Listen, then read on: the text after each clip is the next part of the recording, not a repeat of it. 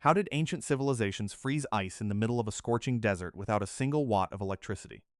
2,500 years ago, Persian engineers built structures that harvested winter cold, stored it underground through summer, and delivered ice to the royal court in temperatures exceeding 40 degrees Celsius, using nothing but thermodynamics, geometry, and an intuitive mastery of how heat moves through the earth. The Yakhchal, the ancient Persian icehouse, is not a curiosity. It is a precision thermal engineering instrument that exploits the same fundamental physics as every modern refrigeration system on Earth. In this documentary, we trace 2,500 years of thermal mastery.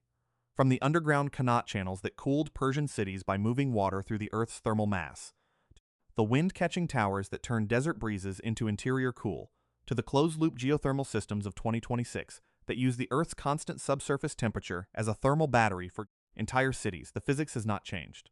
Only our ability to exploit it has. Modern air conditioning systems are destroying the planet, and the solution has been buried under the sand for 2,000 years. Every conventional air conditioning unit operating today works by compressing refrigerant gases, consuming electricity generated largely from fossil fuels, and exhausting waste heat into the urban environment, raising the ambient temperature of cities in a feedback loop that makes cooling demand increase as cooling supply increases. The thermodynamic principles that could break this cycle were mastered by Persian engineers 2,500 years ago. Windcatchers channeling desert air through underground water channels. Yakhchals storing winter cold for summer delivery. Qanats cooling entire cities through passive thermal mass exchange with the earth below. In this documentary, we trace the engineering lineage from those ancient passive systems to the high-technology closed-loop geothermal cooling of 2026, and show how the thermodynamic principles remain identical across the entire timeline. The underground kept people cool before electricity existed. It is now the most promising technology available for cooling cities without destroying the atmosphere that makes cooling necessary. Imagine your home maintaining a perfect 18 degrees Celsius while the outside air reaches 50 degrees, using no electricity, no refrigerant, no mechanical system of any kind. Not science fiction. A 2,500-year-old engineering achievement, operating in the deserts of Iran and Afghanistan right now, in buildings constructed before the Roman Empire existed. The Earth maintains a constant temperature approximately 10 to 15 degrees below the surface, between 10 and 15 degrees Celsius in most temperate climates, regardless of surface conditions. That constant thermal reservoir is the most abundant and most underexploited cooling resource on the planet. Ancient Persian engineers accessed it through underground channels, windcatchers, and precisely engineered ice houses. Modern geothermal engineers access it through closed-loop pipe networks and heat pumps. The physics connecting those two approaches, separated by 2,500 years of engineering history, is identical. In this documentary, we trace that evolution and show how the most sophisticated cooling technology of 2026 is, in thermodynamic terms, the direct descendant of a Persian Qanat. The Qanat is one of the most elegant engineering systems ever devised. A gently sloping underground channel, hand-dug through alluvial soil and rock, tapping a groundwater aquifer in the mountains and delivering water by gravity alone to agricultural land and urban settlements kilometers away on the desert plain below. The first Qanats were constructed in Persia approximately 3,000 years ago. At their peak, the Qanat network of Greater Persia extended over 300,000 kilometers, more than the total length of all the rivers in Europe. They irrigated the fields, supplied the drinking water, and, critically, cooled the cities of an empire that occupied some of the hottest inhabited terrain on Earth. The cooling mechanism of the Qanat is the thermal mass of the Earth itself. The groundwater flowing through the underground channel is at the temperature of the aquifer, typically 15 to 20 degrees Celsius, far below the surface air temperature in summer. As the water moves through the Qanat, it cools the surrounding soil. The soil, in turn, cools the air in the channel above the water surface. Persian builders connected their homes to the Qanat network through vertical shafts, essentially underground air conditioning ducts that delivered cool Qanat air to the interior spaces above. The physics is identical to a modern ground source heat exchanger.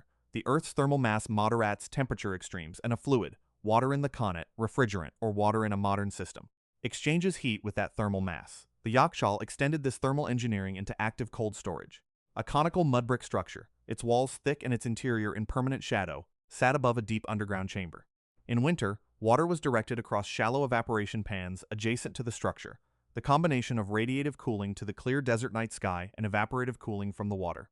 Surface producing ice even when air temperatures remained above freezing. That ice was packed with insulating materials, sawdust, straw, dry earth, into the underground chamber and stored through the summer. The thermodynamics of the Yakhchal are sophisticated. The conical shape of the above-ground structure creates a large shaded surface area that faces away from the sun. The thick mud brick walls have high thermal mass, absorbing heat slowly, releasing it slowly, maintaining the interior at a temperature significantly below the outside air. The underground chamber is insulated from the surface by the thermal mass of the surrounding Earth. The combination achieves a storage temperature sufficient to preserve ice through months of desert summer, without any energy input beyond the initial labor of construction. The Badger, the Persian windcatcher, is the most sophisticated passive ventilation device in architectural history. A vertical tower, open at the top in one or more directions, rising above the roofline of a building and connecting to the interior spaces below through a vertical shaft. The physics of the Badger exploits the pressure difference between the windward and leeward faces of the tower. Wind striking the windward opening creates a positive pressure that drives air downward through the shaft into the building interior. On the leeward side, the moving air creates a negative pressure zone that draws air upward out of the building, creating a continuous through flow of ventilation that operates as long as there is any wind at all. In the absence of wind, the Badger exploits thermal buoyancy, the difference in density between the hot air outside and the cooler air in the deep interior of the building. Cool air sinks, warm air rises.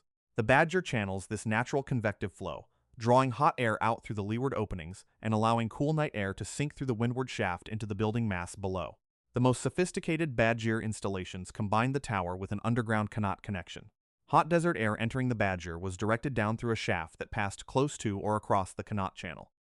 The water surface of the Qanat cooled and humidified the air before it entered the inhabited spaces. The system delivered cooled, moistened air to the interior continuously, a passive air conditioning system operating on wind energy and the thermal mass of the Earth, with no moving parts, no refrigerant, and no energy input beyond the labor of its construction.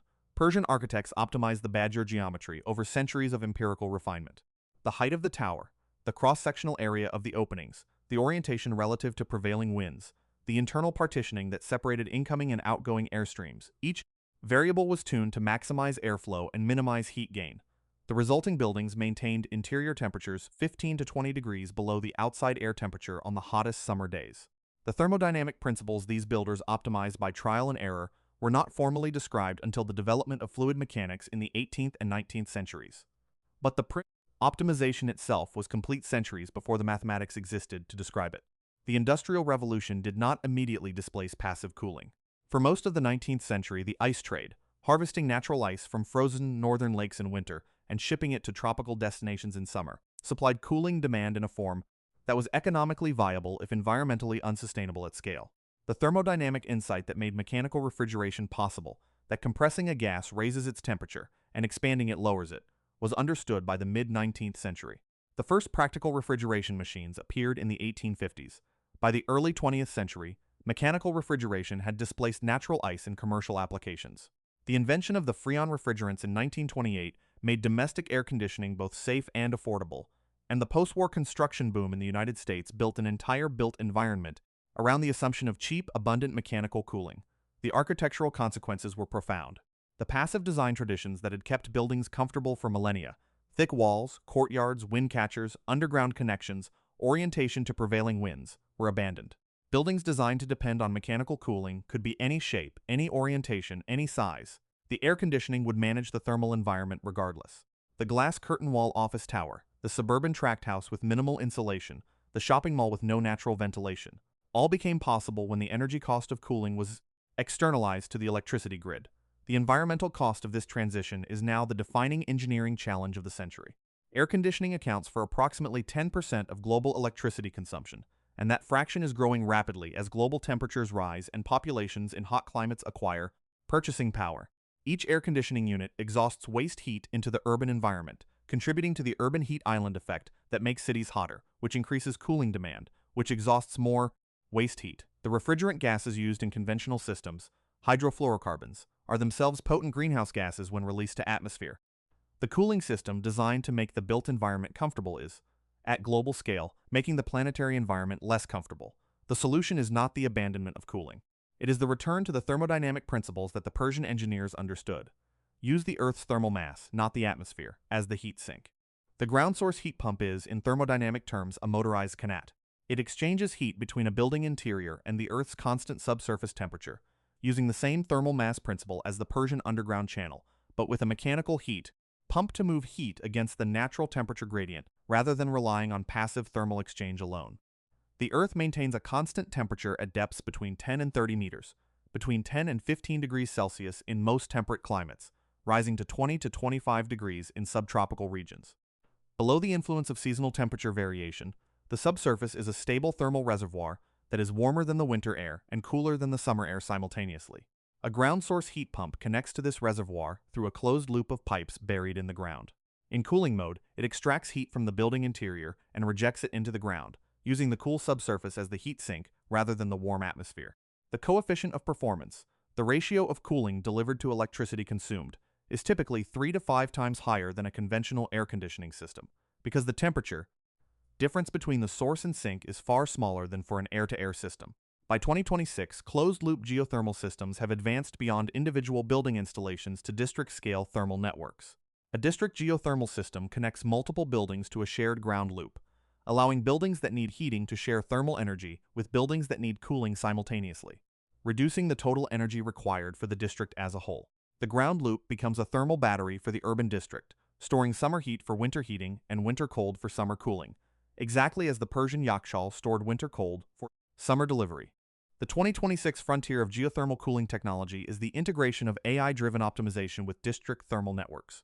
Machine learning systems predict cooling and heating demand across a district based on weather forecasts, occupancy patterns, and building physics models, preloading the ground loop with thermal capacity before peak demand, smoothing the load on the electricity grid, and maximizing the efficiency of every heat pump in the network simultaneously.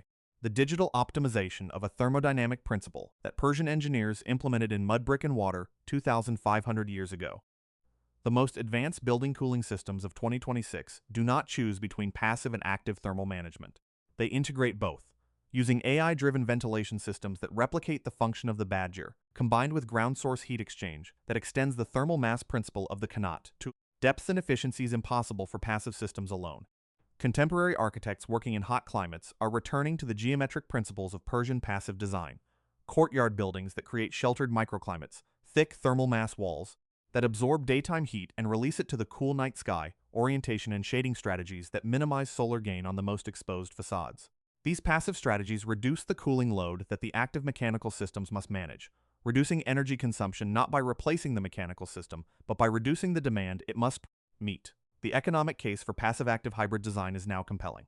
A building designed with Persian passive principles requires a mechanical cooling system 1/3 to 1/2 the capacity of an equivalently sized building designed without them, reducing capital, cost, operating cost, and carbon footprint simultaneously. The cost-benefit analysis that drove Persian engineers to invest in Badgirs and Qanats rather than accepting the heat is exactly the same analysis that drives 21st-century engineers to integrate passive design with ground source cooling. The decentralization of cooling infrastructure, replacing centralized grid-dependent air conditioning with distributed ground source systems that are largely independent of the electricity grid, also increases urban resilience. A city whose buildings are cooled by the earth beneath them is not vulnerable to grid failure during a heat wave. The same thermal mass that kept Persian cities cool through summer is available to every building on Earth, requires no fuel, generates no emissions, and has been operating continuously for the entire 4-billion-year history of the planet. 2,500 years ago, a Persian engineer dug a channel through alluvial soil, tapped a mountain aquifer, and delivered cool water to a desert city by gravity alone. Today, an engineer in a 2026 smart city district routes a closed pipe loop through the same geological principle, the constant temperature of the Earth below the surface, and delivers cooling to an urban district with a fraction of the energy that conventional systems require. The physics is identical. The Earth has not changed. Only our willingness to listen to what it has always been offering has changed, and in 2026, we are finally listening again.